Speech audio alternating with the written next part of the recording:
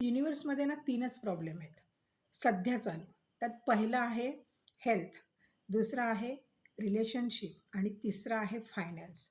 ह्या 3 टॉपिकांमधला आज एक टॉपिक घेऊन मी खास आलेली आहे आणि खूप जणांच्या मनाला भावणारा असा हा टॉपिक आहे की नवरा-बायकोंचे वाद, नवरा-बायकोंमधले नवरा-बायकोंचा सुसंवादच होत नाहीये. कुठेतरी दुरावा येत चाललाय. आजचा हा इतका सुंदर व्हिडिओ होणार आहे. व्हिडिओ मात्र शेवटपर्यंत पहा. मिस्टी कलेरा या माझ्या चॅनलमध्ये माझ्या सर्व लाडक्या व्ह्यूअर्सचं अगदी मनापासून स्वागत आहे. तर मंडळी, लग्न झाल्या खूप छान होतं सगळं. लग्नानंतर मुलं झाली, मुलं झाल्यानंतर थोडं थोडं बिनसत गेलं. नातं आहे ना, एक तर हे फार नाजूक नातं आहे आणि या नात्यामध्ये जर आपल्याला व्यवस्थित सगळं पाहिजे असेल तर असं जगाच्या पाठीवर कुठेच मिळणार नाही. कारण प्रत्येक वेळी त्या नात्यामध्ये आहे ना अपेक्षाभंग होतो आणि अपेक्षाभंगाने आहे ना खूप नाती अगदी वाईट परिस्थितीतून आज जात आहेत. काही तर कोर्टांच्या पायऱ्याही चढलेली आहेत, पण अजूनही जी वाचू शकतात कोर्टात जाऊनही त्यांच्यासाठी हा खास व्हिडिओ आहे. कारण कुणाला तरी एकाला वाटत असतं की डिवोर्स होऊ नये आणि कधीतरी दोघांनाही वाटत असतं की हे होऊ नये आणि मग ते दोघंही आपापल्या परीने नातं जपण्याचा प्रयत्न करतात. पण नेहमी आपल्या नात्याविषयी तिराहित व्यक्तींकडे चर्चा करतात. सर्वात प्रथम तर आपल्या नात्याची चर्चा आपण स्वतः दोघांनीच केली पाहिजे, दोघांमध्येच केली पाहिजे आणि ती दोघांमध्येच राहिली पाहिजे. घरात राहणाऱ्या लोकांच्या आजूबाजूच्या आपल्या जी काही परिसरामध्ये आपल्या घरातल्या त्यांना कळतं ते समजू शकतो कारण ते घरात राहतात. पण इतरत्रही याची वाच्यता आपणही करू नये. होतं काय की जेव्हा तुम्ही ह्या गोष्टी जितक्या वारंवार चर्चेला आणता बाहेरच्यांकडे ना त्यांना त्याचं काही घेणं देणं नसतं. ज्यांना वाईट वाटतं ते हळहळतील फार फार तर, पण तुम्हाला काही करू शकत नाही. आणि दुसरे असतात ना ते अशा पठडीतले असतात की ते तुम्हाला असा सल्ला देतील ना की एक तर तो तुमच्या मनालाही पटणार नाही, डोक्यालाही पटणार नाही आणि तुम्हाला तो सल्ला ऐकून वाईटच वाटेल.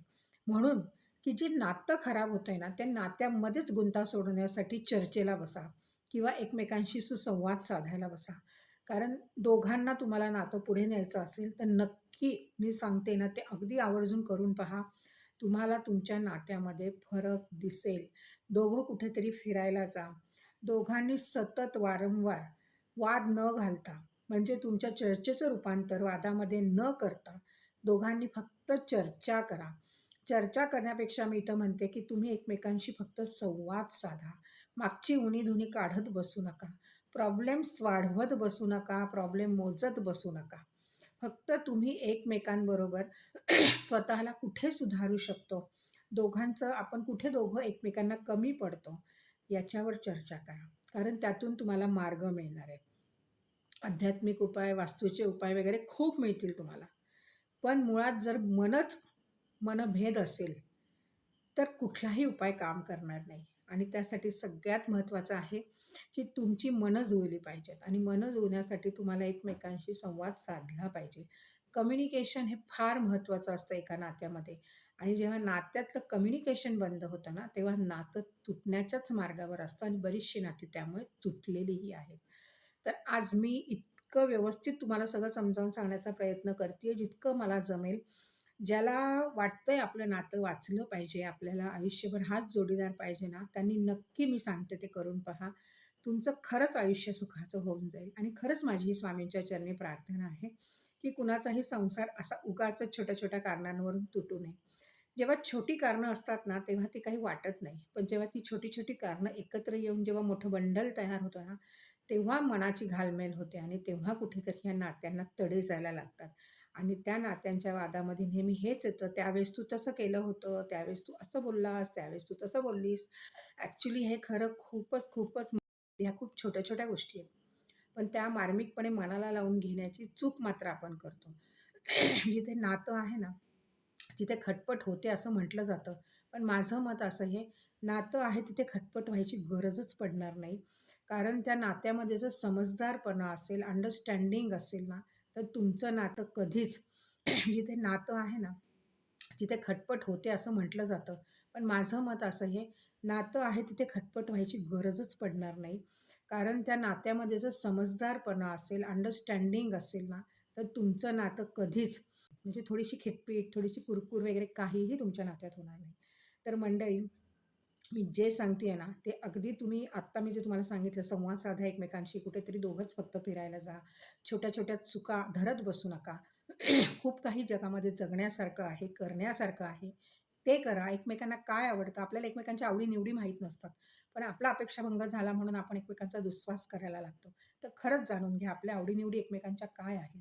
आपण कुठे एकमेकांसाठी कमी पडतोय, आपण कुठे नेमकं चुकतोय, आपण कशा चुका दुरुस्त केल्या पाहिजेत, कसं एकमेकांना सावरून घेतलं पाहिजे.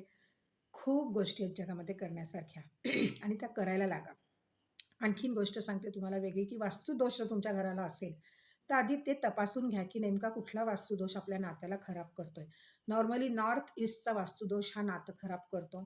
नॉर्थ ईस्टचा वास्तुदोष हा हेल्थही खराब करतो. म्हणजे जसं नातं आणि हेल्थ दोन्हीशी अगदी म्हणजे एक असा संबंध आहे ना, की ते खराब करण्यातच त्याला यश मिळतं.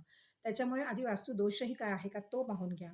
तिसरं आहे, की तुमच्या घरात कुठला बोलला गेलेला नवस परिपूर्ण झाला नाहीये का? ते पण चेक करून पहा. की तुमचं सगळं चांगलं असताना अचानक जर सगळं बिघडत असेल, तर तुम्हाला हे पाहावंच लागेल, की तुमच्या घरामध्ये कुठे म्हणजे जुन्या लोकांनी आपले जे काही आपले आजी-आजोबा वगैरे कोणी काही नवस बोललंय का? ते पाहून घ्या. त्याची चर्चा बघा घरामध्ये केलीत, तर तुम्हाला लक्षात येईल. तुमचं कुलदेवीला जाणं झालं नसेल, होत नसेल, तरी पण ती पण इच्छा एक असते कुलदेवीची, की माझ्या कुळातल्या पोरांनी मला भेटायला यावं. वारंवार भेटायला जा, जवळपास असेल तर. नसेल तर वर्षात एकदा तरी जा. आपली कुलदेवी आपल्यासाठी फार महत्त्वाची आहे. सगळ्यांमधनं तारून नेणारी ती एकच शक्ती आहे आपल्या पाठीशी. त्यामुळे कुलदेवीला वर्षात एकदा तरी जाणं अनिवार्यच आहे. त्यामुळे तिथे माफी नाही आहे. त्यामुळे तिथे नक्की जा. तुमचं नातं दोघांनी जा मिळून बघा नातं कसं छान व्हायला लागेल. आणि पितृदोष आलाय का घराण्याला तेही एकदा पाहून घ्या. पितृदोषामुळे पण काही वेळेस नाती खराब होतात, मूलबाळ होत नाही, मुलं झाली तर ऐकत नाही. ह्या सगळ्या गोष्टींचा खूप मोठा मग एक संकटांना न तोंड देण्यासारखे असे एक गोष्टी घडत राहतात. त्याच्यामुळे तेही चेक करून घ्या. मी जितकी कारणं सांगतेय, त्यापैकी कुठलं तरी एखादं कारण त्याला कारणीभूत असतं आणि सगळ्यात मोठं कारण असतं आपलं मन आणि त्याही पेक्षा मोठं असतं आपलं प्रेम. जेव्हा जोडपं एका बेडरूममध्ये झोपतं ना, त्या जोडप्याने आपल्या पलंगाखाली एक लिंबू ठेवावं. पलंगाच्या खाली जागा नसेल, तर उशीच्या खाली ठेवावं. दोघांनी मग 2 लिंबू उशीच्या खाली ठेवायचे आणि पलंगाच्या खाली जागा असेल, तर एकच लिंबू दोघांच्यामध्ये उशीखाली ठेवायचं आहे.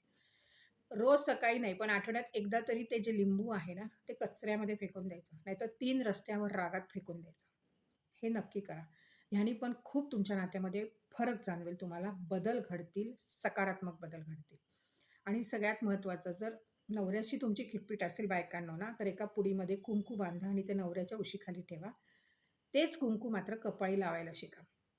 तेच कुंकू कपाळी लावायचं आणि नवरा जर तुझी बायको बाबा तुझं ऐकत नसेल ना, बायकोशी खिटपीट बायको करत असेल, तर बायकोच्या उशीखाली तुला कुंकू ठेवायचंय आणि ते कुंकू तू कपाळी लावायचंय. हिंदू धर्मामध्ये पुरुषांनी कुंकू कपाळी लावलंच पाहिजे. स्त्रीनी तर लावलं पाहिजे. कुंकू लावण्याचे अनेक फायदे आहेत. पण पुरुषांनो तुम्हालाही बायकोच्या उशीखाली कुंकू जे ठेवलेलं आहे ना, ते कपाळी टिळा म्हणून लावणं चालू करा. त्यानंही तुमच्या दोघांच्या नात्यामध्ये मधुरता येईल. काहींच्या बेडरूममध्ये आहे ना, खूप साऱ्या अशा गोष्टी असतात ना, क्लटर असतं म्हणजे लिटरली ना, त्याने ऑब्स्टिकल्स क्रिएट होतात नात्यामध्ये. आता ते पडदे तुमच्या बेडरूममध्ये काळे, हिरवे, ग्रे वगैरे असे लावलेले असतील, तर सगळ्यात पहिले ते पडदे बदला. म्हणजे अगदी असे सुदिंग कलर तुमच्या बेडरूममध्ये पडद्यांचे हवेत. त्याच्यामध्ये पिंक कलर हवा. जास्तीत जास्त पिंकचा वापर करा, अबोली कलरचा वापर करा. असे soothing colour, English colour. Bedsheet काळी, निळी, हिरवी अशी घालू नका. बेडशीट घालताना पण तुम्ही जास्तीत जास्त असे सुदिंग कलर म्हणजे जसे मी पडद्यांचे सांगितले तसेच नक्की आपल्या बेडशीटवर कलर असावेत बेडशीटचे. आणि रोज कॉट्स म्हणून टंबल येतं क्रिस्टलचे. असे छोटे-छोटे टंबल्स असतात रोज कॉट्स म्हणून. म्हणजे आता तुम्ही इथे माझ्या इथे हा बॉल बघाल. हा बॉल आहे ना, हा रोज कॉट्सचा आहे. असे छोटे-छोटे असेच टंबल येतात क्रिस्टलचे. ते एका काचेच्या बाउलमध्ये तुम्ही तुमच्या बेडरूममध्ये साईड टेबलला बेडच्या ठेवू शकता. तुम्ही रोज कॉट्सचं पिरॅमिड ठेवू शकता. तुम्ही दोघंही रोज कॉट्सचे ब्रेसलेट्स घालू शकता. क्रिस्टलही तुमचं नातं सुंदर करण्यासाठी प्रचंड मदत करतो. आणि नातं खरंच सुंदर व्हावं असं वाटत असेल ना, तर ह्या काही गोष्टी आहेत, ह्या तुम्ही नक्की करा. कारण ह्या गोष्टी मी नुसतं सांगते म्हणून नाही, तर ह्या गोष्टीची एनर्जी काम करते.